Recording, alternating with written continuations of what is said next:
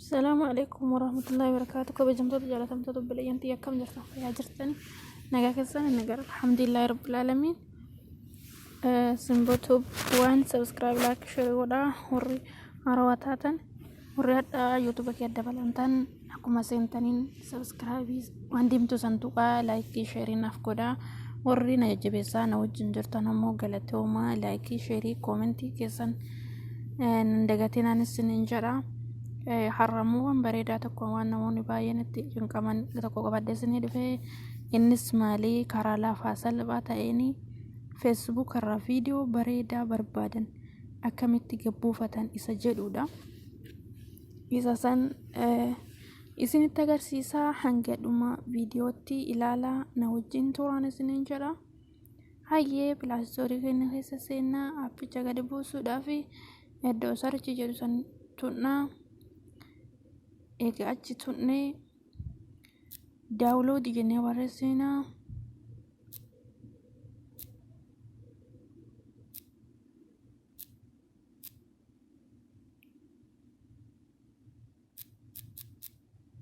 Afwan barreeffamu ingiliffaa kanallee xiqqoo itti fannidha.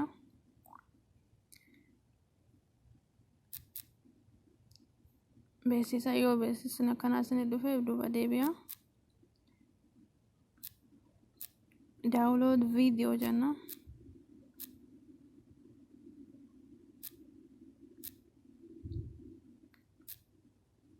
For Facebook. Akkasi isinii dhufa. Download video from Facebook jettanitti barreessanii. Baay'ee isinii dhufa as keessa baay'ee jira. Gosa baay'ee fi halluu garaagaraa akka qabantu isinii dhufa. Ani amma kan isin agarsiisuu barbaadu isa kana jechuudha.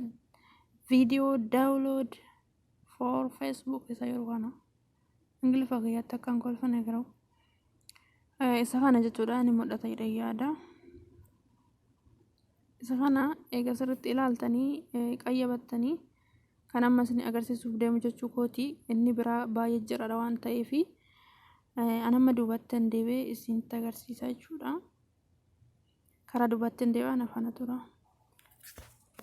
Hayya obboleeyyootiyyaa kabajamtoota jaalatamtoota obboleeyyantiyaa aabichi isa kana ni mul'ata yaada. Isa kana irra gadi dhayeen isin mul'isaa jechuudha.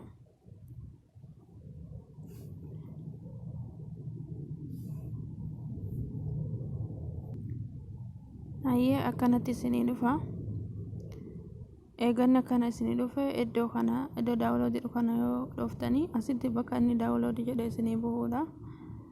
Kun ammoo feesbuuka. Isinii karaa feetanii banachuu dandeessu. Garuu gara gabaabaa salphaan fakkeenya feesbuuka wajjin kanatti feesbuuka mataa keessanii itti galchisanii jechuudha. Paaspoortii fi iimeela akkasitti buufachuu illee ni dandeessu. Lakkii karaa gabaabaa hojjettan ammoo as tuxanii isuma nama irratti qeeru kana jechuudha. Harka beeksisa beeksifni na rakkisu jira dhiifama.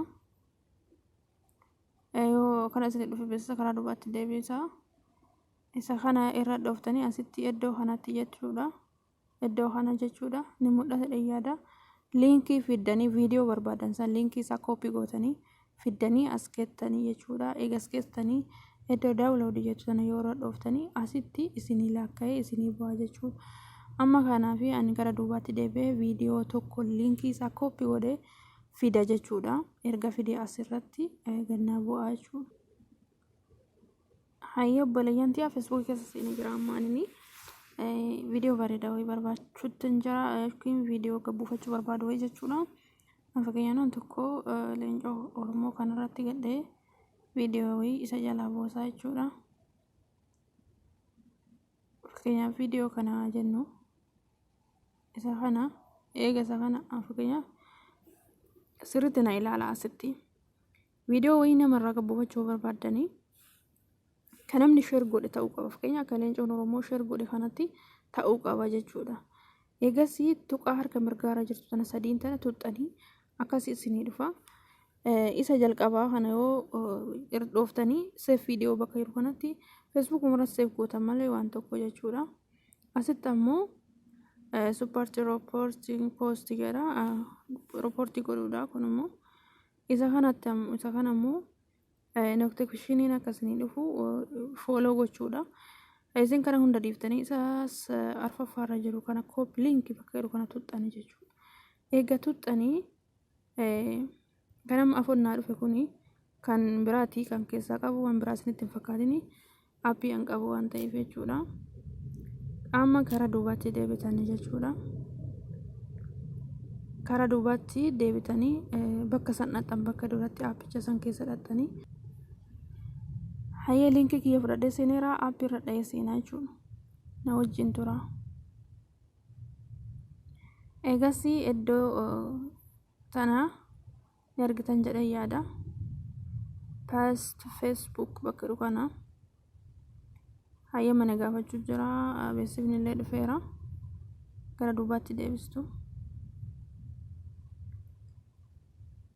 Ni argitu. Eega koopicha san jechuudha. Liinkicha sanii eegaan fuudhee dhufee iddoo past Facebook video link ka jedhu kanarra eegaan nahee akkasiin naa dhufe jechuudha. Amma linkicha itti naqee daawunlood bakka hidhusa magariisa kan akka qajeeluu kanarra dhaa jechuudha. Irratti dha'ee jira. Ni argitu miti. Akkasiin naa dhufe jira jechuudha. Viidiyoon asitti jechuudha.